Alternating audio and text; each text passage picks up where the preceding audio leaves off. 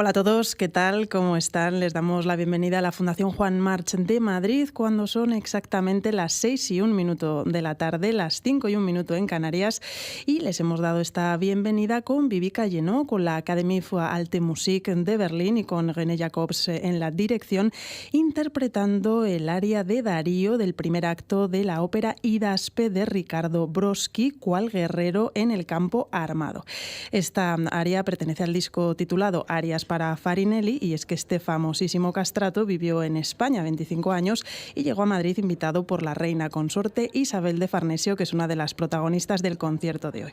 Saludamos en directo a los oyentes de Radio Clásica y a los espectadores del canal March.es y también a quienes nos están siguiendo a través de YouTube o a través de RTVE Audio. Aquí estamos en el Salón Azul de la Fundación, donde va a tener lugar la entrevista previa al segundo concierto del ciclo de miércoles titulado Reinas de la Música, que comenzó el pasado miércoles 21 de febrero y que se va a extender hasta el próximo miércoles 6 de marzo. Y en este ciclo estamos asistiendo, ya lo hacíamos la semana pasada con la pianista Noelia Rodiles, a una revisión con vocación de futuro del papel que desempeñaron varias mujeres de la corte española en la protección, creación, interpretación y difusión de la música desde la Edad Media hasta finales del siglo XIX. Y también comenzamos a comprobar el pasado miércoles que el mecenazgo artístico no es únicamente una actividad desinteresada, resultado de un gusto particular, sino un complejo sistema de comunicación, representación y proyección del poder político, religioso, social y económico a través del arte y de la música. El concierto de hoy, que comenzará a las 6:30 de la tarde, las 5:30 en Canarias, estará protagonizado por la compañía de danza histórica La Floreta y el grupo especializado en interpretación historicista Delirium Música. El título es Danzas para dos reinas, María Luisa de Saboya e Isabel de Farnesio, así que vamos a asistir a una suerte de fiesta danzada propia de Versalles durante el barroco, que se asimiló en distintas cortes borbónicas entre los siglos XVII y XVIII. Este espectáculo aunaba teatro, música y baile, al tiempo que incorporaba elementos coreográficos y performativos típicos de Italia y España. Pues bien, el equipo de Radio Nacional de España desplazado hoy hasta aquí, hasta la Fundación Juan March, está formado por David Lechón y Gerardo Salinas como técnicos de sonido, Javier Zuazu como asesor musical y quien les habla, Eva Sandoval, al micrófono en esta primera parte de entrevista, y después Diego Requena se encargará de la transmisión del concierto como es habitual. En el estudio de continuidad de Radio Clásica en Prado del Rey está Ángel Arias y Chema Sánchez. Esta tarde disfrutaremos de un concierto danzado, por eso es más importante que nunca seguirlo vía streaming a través, como decía, de March.es, del canal de YouTube de la Fundación o de RTV Audio, por esa fuerte componente visual que posee. Y para hablar sobre la danza que veremos y la música que escucharemos, estoy muy bien acompañada por Diana Campo, directora de La Floreta y autora de las notas al programa de este concierto. Muy buenas tardes, Diana. Hola, buenas tardes. Y también tengo aquí a la musicóloga y profesora del Departamento de Musicología de la Universidad Complutense, Judith Ortega, que tiene mucho que ver, luego hablaremos sobre la génesis de este proyecto. ¿Qué tal, Judith? Bienvenida. Hola, buenas tardes. En primer lugar vamos a hablar con Diana, porque en unos minutos tiene que terminar de prepararse, ya que ella junto a Jaime Puente van a ser los bailarines en este concierto tan especial. Pero Diana Campo, además de bailarina, coreógrafa y directora artística de La Floreta, es doctora en Historia Moderna por la Universidad Autónoma de Madrid y desarrolla una importante actividad como investigadora en Historia de la Danza en España durante la Edad Moderna, y también es profesora en Musikene desde 2005. Diana, dices en tus magníficas notas al programa de este concierto que la llegada de los Borbones a la corte española a través de Felipe V fue acompañada de una profunda transformación cultural en cuyos aspectos musicales y también en lo que atañe a la danza, que digamos es tu gran especialidad, tuvieron mucho que ver las reinas consortes María Luisa de Saboya e Isabel de Farnesio. Y me pregunto yo, ¿cómo se bailaba, si es que se bailaba en la corte española de los Habsburgo antes de que llegaran los Borbones?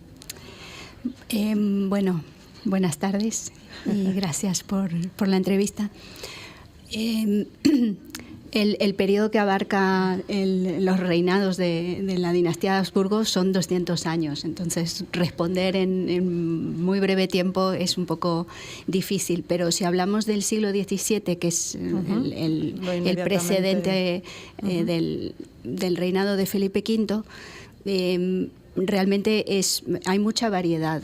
En el inicio del siglo, con Felipe III, es un momento en que la danza en la corte tiene mucho brillo y mucha importancia, porque tanto a Felipe III como a Margarita de Austria, su esposa, les gustaba mucho bailar.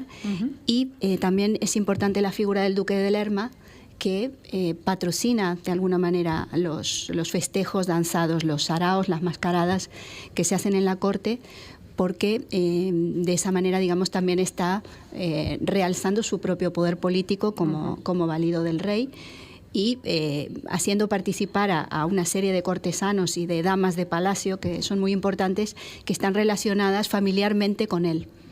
Entonces, esta época es muy brillante para la danza en palacio.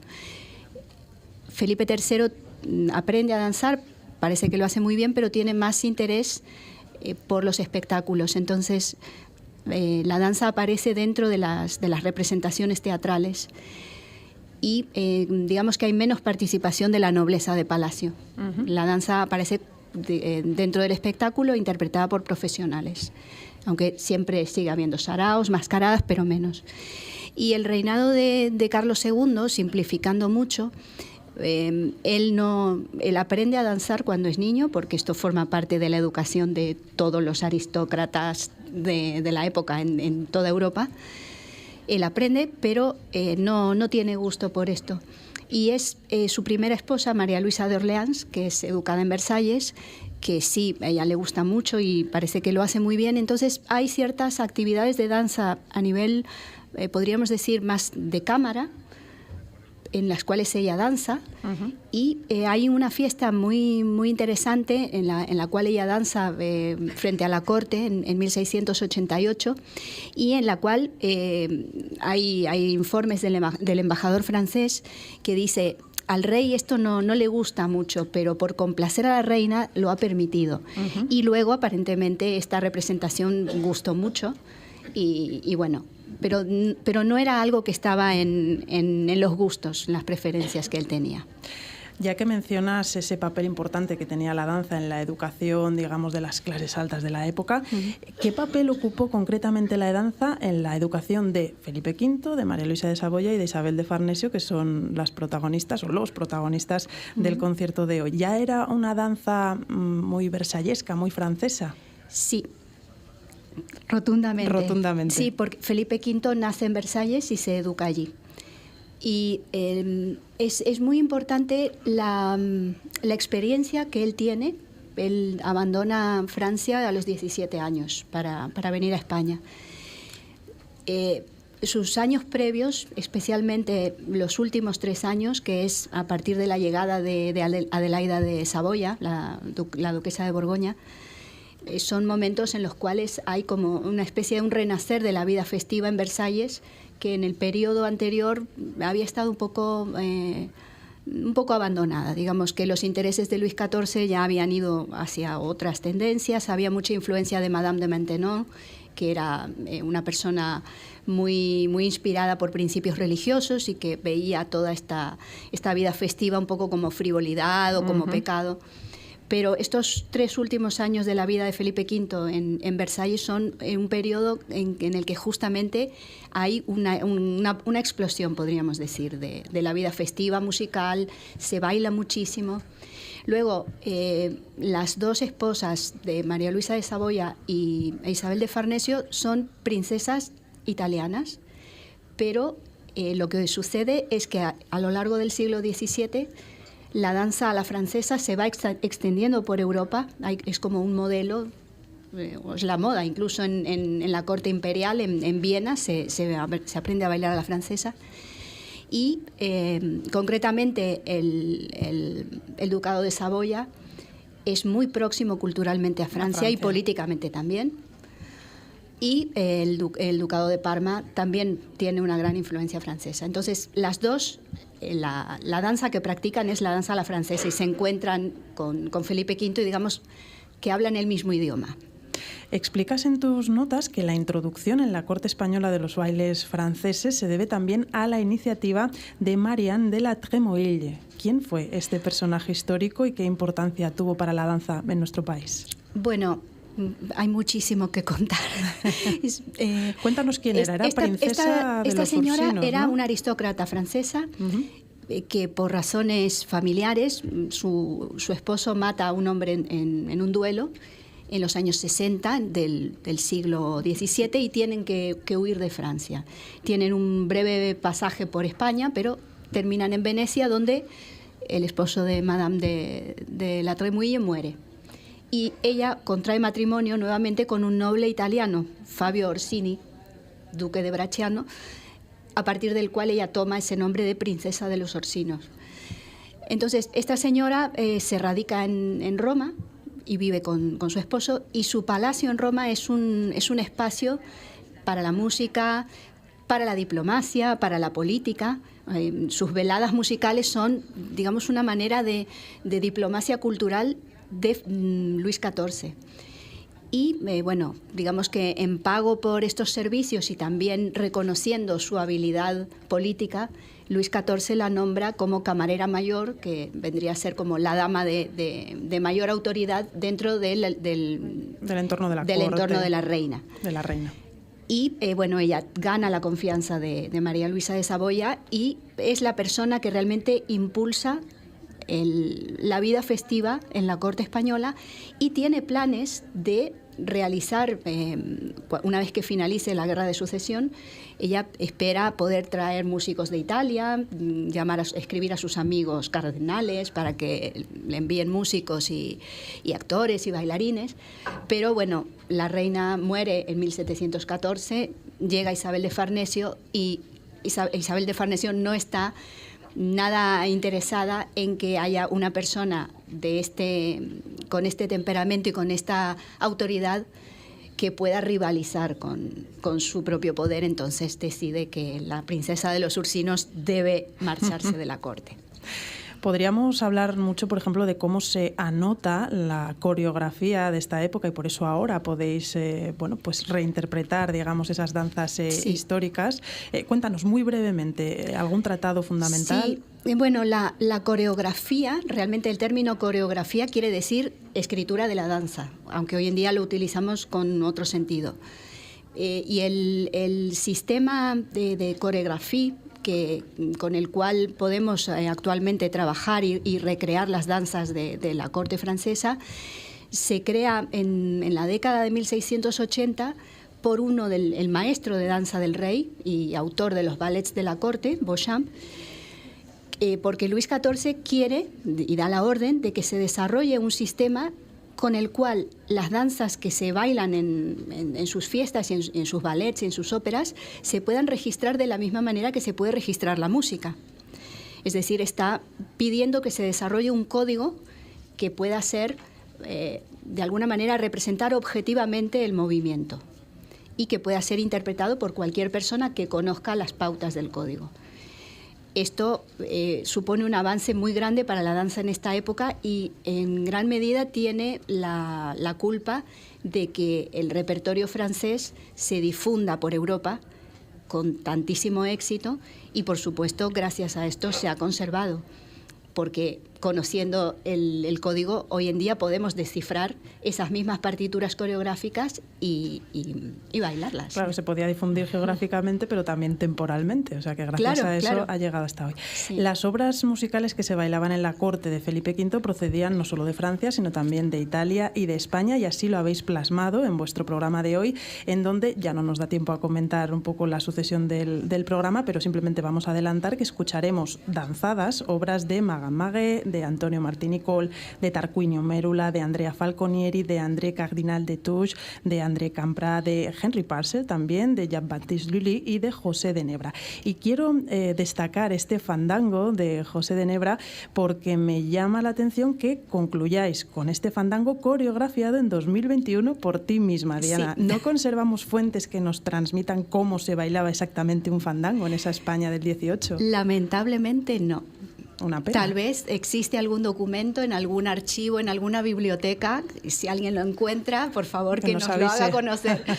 Pero de los fandangos lo que conocemos son descripciones generales de su carácter, que hablan de que era un movimiento muy vivo, de que se hacían pasos golpeando el suelo o arrastrando, o hablan de que era la mujer la que de alguna manera invitaba a bailar al hombre. Por supuesto, hay muchísimas críticas acerca de que el fandango era una danza inmoral y bueno, ya todo lo que ya podéis imaginar. Y también hay una fuente que es muy interesante, que es un tratado de un autor español que en 1745 escribe una descripción de los pasos básicos para bailar el minué, o sea, de la danza francesa, y recoge una descripción de los pasos básicos para bailar a la española. Y dice en su introducción: he decidido poner los pasos de la escuela española porque puede haber gente que la haya conocido y se le haya olvidado, y además dice porque hoy en día en las fiestas, en los saraos, las personas que bailan seguidillas y fandangos lo hacen en muchas ocasiones mezclando pasos de las dos escuelas. Fíjate, francesa y española, ¿no? Franceses y españoles, digamos que eran bilingües y entonces empiezan a hacer una mezcla. Y bueno, la coreografía es mía, o sea que es una creación, pero digamos que tomando estas referencias y estas descripciones que he mencionado, yo he coreografiado este fandango sobre esta música de Nebra, que es cronológicamente cae dentro del reinado de Felipe V, y utilizando únicamente pasos que están documentados en las escuelas francesa y española de esa época. O sea que se ha intentado hacer una recreación en base a las fuentes. Es una fantasía, pero inspirada en lo que conocemos hasta este momento.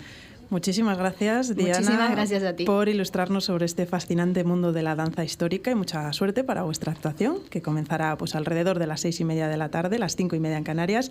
Y lo dicho, un abrazo fuerte y mil gracias por acompañarnos, Diana. Muchas gracias. Y es momento ahora de que Judith Ortega tome el relevo en esta conversación como generadora e impulsora de este proyecto Danzas para dos reinas, María Luisa de Saboya e Isabel de Farnesio.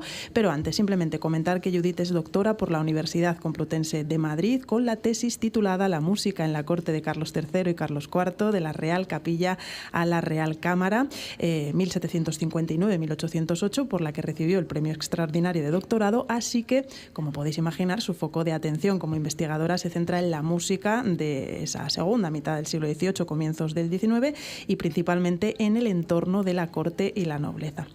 Judith, fuiste asesora de la temporada de música clásica de Patrimonio Nacional en 2021, o la que se preparaba para ese año 2021, y en ese cargo encargaste a la compañía La Floreta y al grupo barroco Delirium Música elaborar este programa titulado Danzas para dos reinas. Cuéntanos cómo se te ocurrió este proyecto y de alguna manera qué pretendías visibilizar con él, porque fue una temporada en la que el eje principal era el papel de la mujer en la música de corte, ¿no?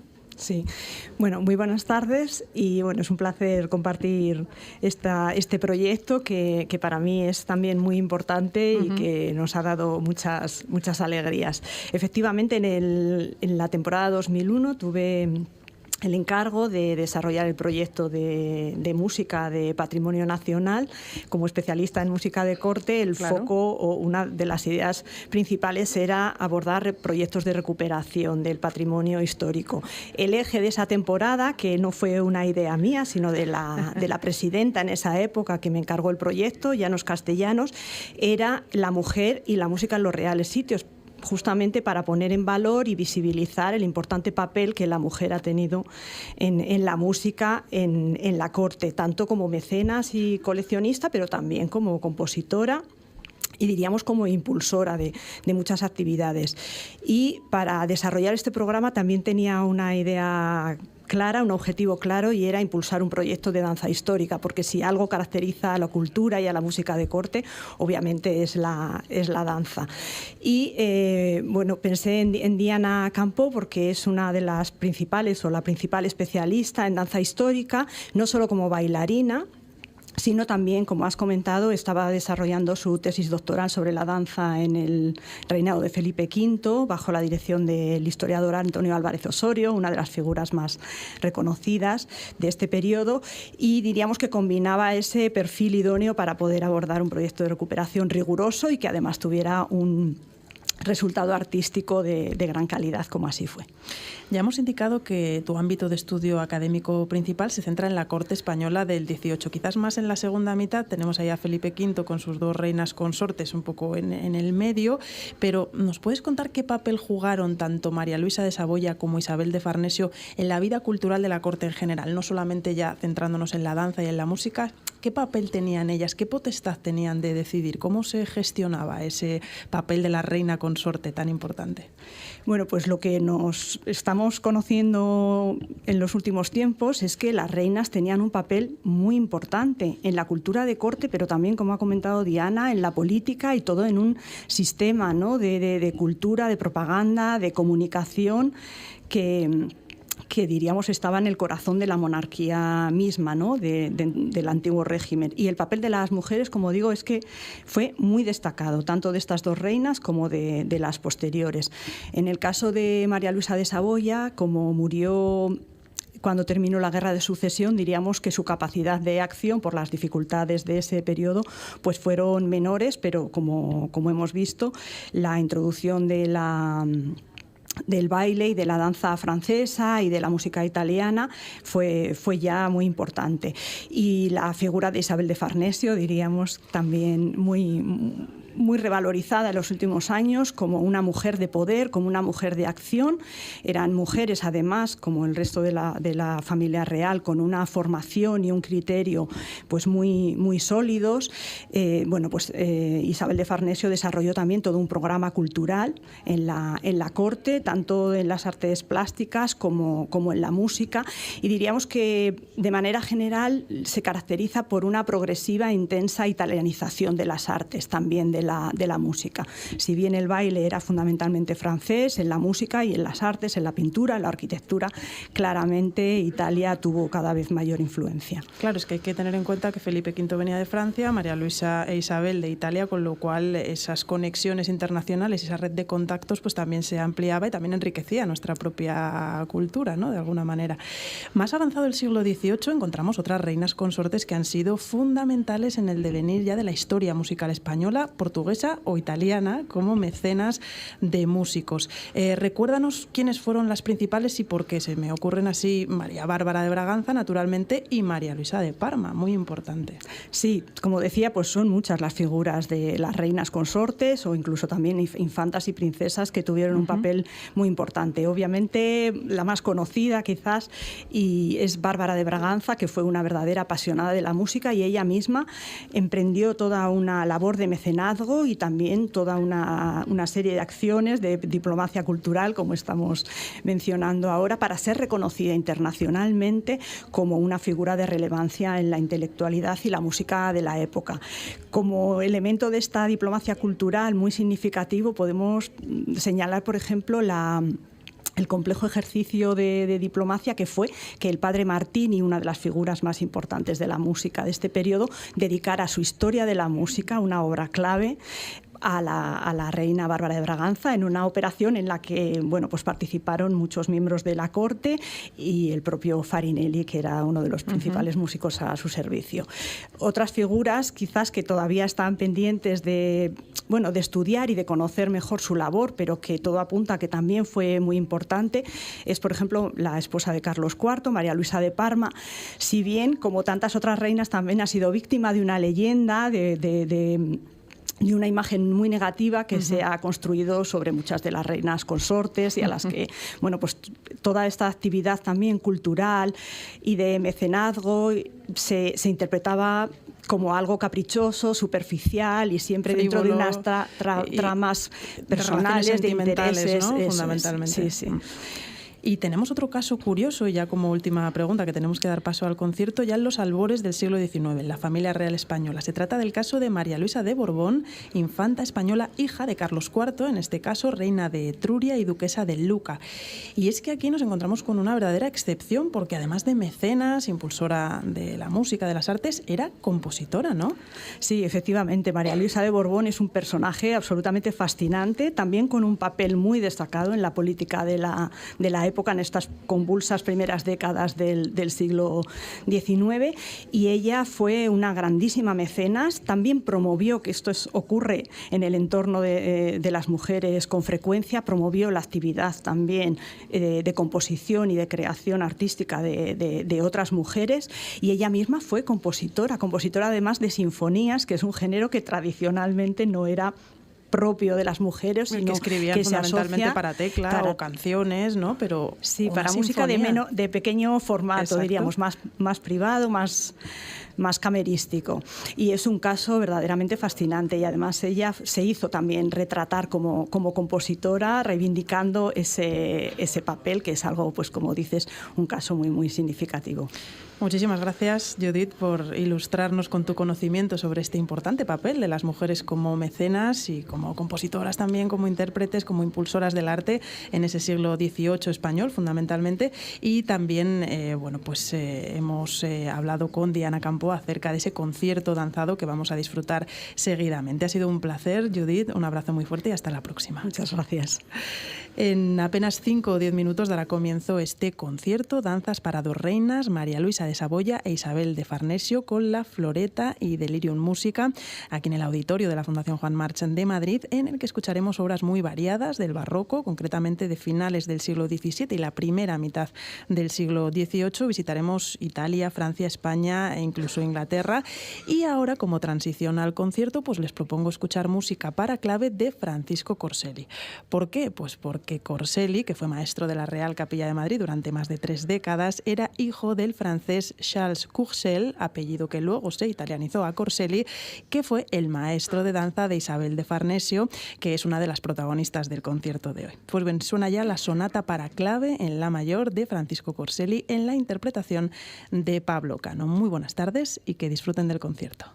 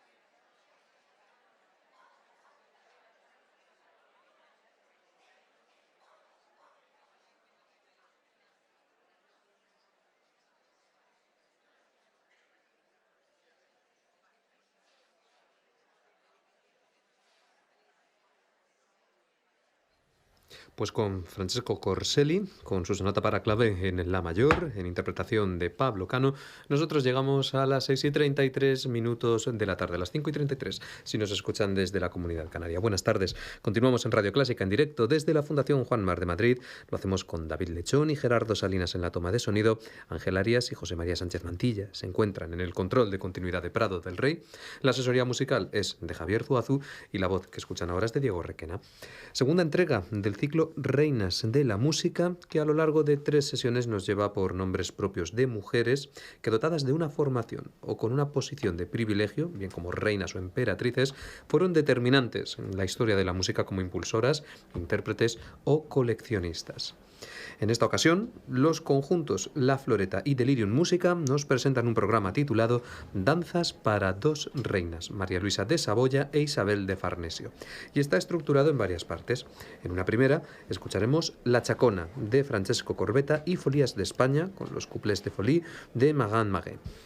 En segunda instancia, tenemos la sonata en trío en si menor, opus 3 número 3, de Jacques-Martin Hotteter, para llegar a una tercera parte copada por Gaspar Sanz con su pavana y con la que concluirá la primera mitad del concierto.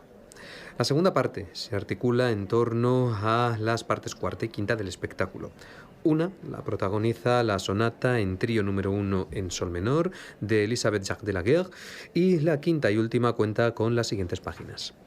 La escena quinta del acto tercero de Isep, Pastoral Heroica de André Cardinal Duchois, la escena quinta del acto tercero de Sion, Tragedia de André Campra, La Saboyana de Santiago de Murcia, el acto primero de The Virtuous Wife de Henry Purcell, An Echo de John Groscor, la escena segunda del acto tercero de Isep, de nuevo de André Cardinal Duchois, y La Magie de Jean-Baptiste Lully.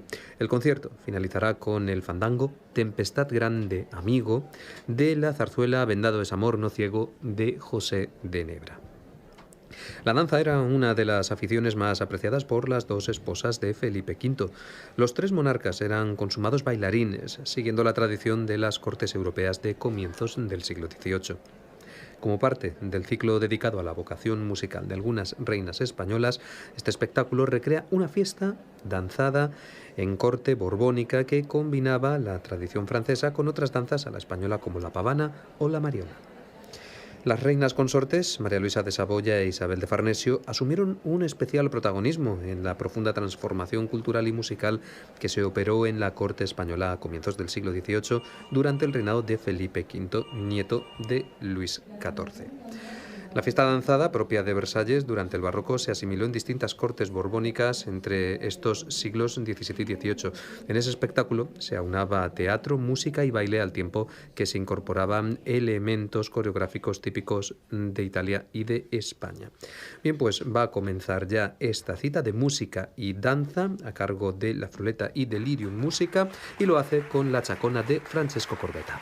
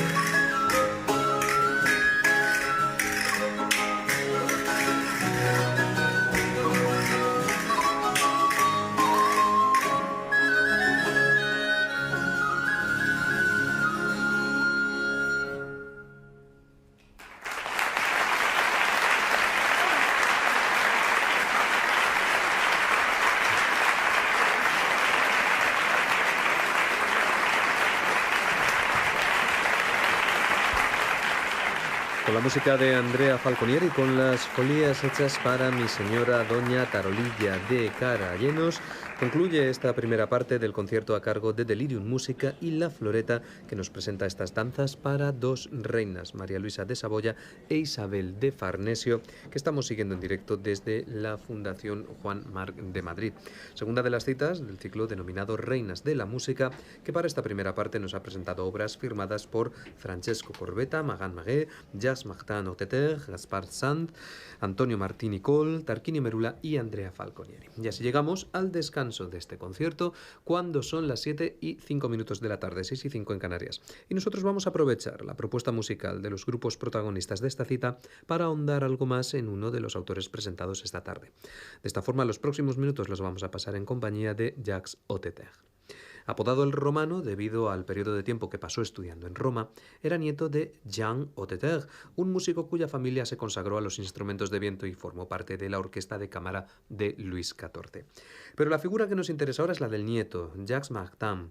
Fue el más célebre de los integrantes de dicha familia y uno de los flautistas más ilustres de su época.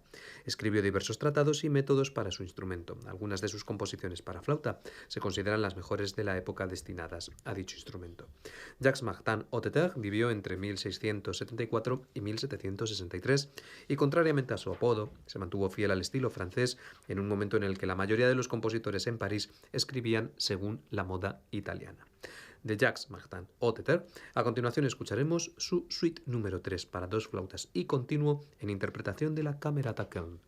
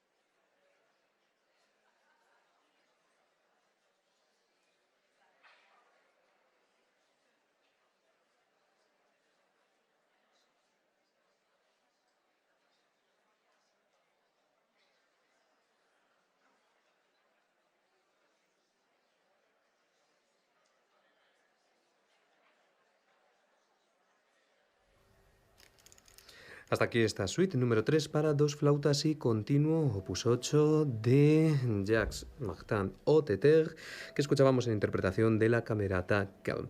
Y ya está a punto de reanudarse este concierto desde la Fundación Juan Mar de Madrid, que estamos siguiendo en directo cuando son las 7:13 de la tarde, 6:13 en Canarias. Segundo de los conciertos que integran el ciclo Reinas de la Música y que en esta ocasión, bajo el título de Músicas para dos reinas, María Luisa de Saboya e Isabel de Farnesio, nos presenta una actuación conjunta del grupo de danza La Floreta y de Delirium Música, y que para esta segunda parte nos trae las siguientes obras: la sonata en trío número 1 en sol menor de Elisabeth Jacques de la Guerre, y la quinta y última cuenta con las siguientes páginas: la escena quinta del acto tercero de Issée, Pastoral Heroica de André Cardinal de Tchou, la escena quinta del acto tercero de Essiang, Tragedia de André Campra, la Saboyana de Santiago de Murcia, el acto primero de The Virtuous Wife de Henry Parcel, Un Echo de John Groscor, la escena segunda del acto tercero de Issée, de nuevo de André Cardinal de Tchou, la Marie de Jean-Baptiste Dully, y finalizará este concierto con el Fandango, Tempestad Grande Amigo, vendado en ese amor de José de Nebra. Se reanuda ya esta cita con la sonata en trío número 1 en sol menor de Elisabeth Jacques de la Guerre.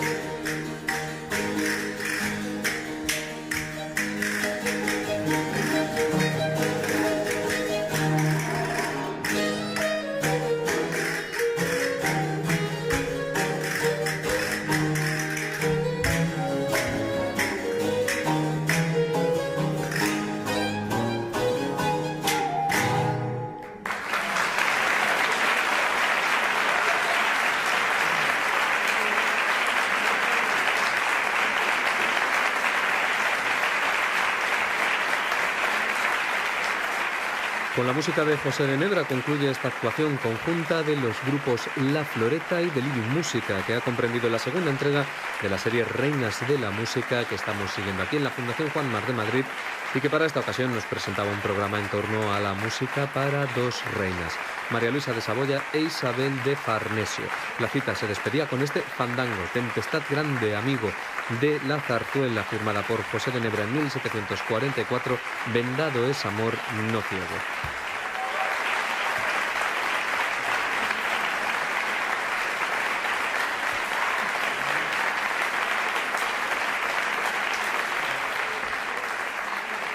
A lo largo de esta segunda parte también hemos podido escuchar la sonata en trío número 1 en sol menor de Elisabeth Jacques de Laguerre y la quinta y última parte en la que se estructuraba el concierto estaba compuesta por las siguientes páginas: la escena quinta del acto tercero de Isée, Pastoral Heroica de André Cardinal Duchamp, la escena de La Saboyana, la escena quinta del acto tercero de Soin, Tragedia de André Campra, esa saboyana era de Santiago de Murcia, el acto primero de The Virtuous Wife de Henry Purcell, Aneco de John Groscor, la escena segunda del acto tercero de Isée, de nuevo de André Cardinal Duchamp, y La Marie de Jean-Baptiste Lully.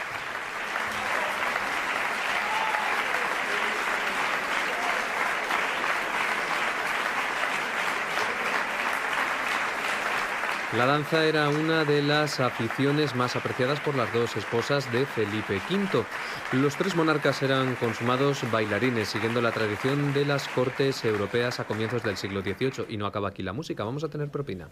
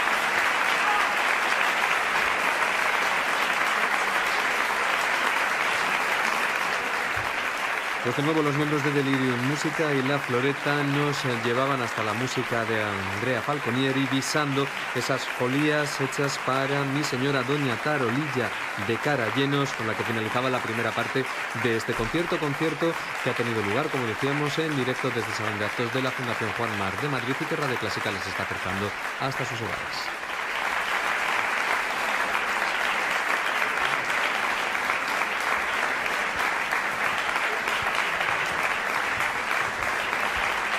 Como parte del ciclo dedicado a la vocación musical de algunas reinas españolas, este espectáculo recreaba una fiesta danzada en la corte borbónica que combinaba la tradición francesa con otras danzas a la española como la pavana o la mariona.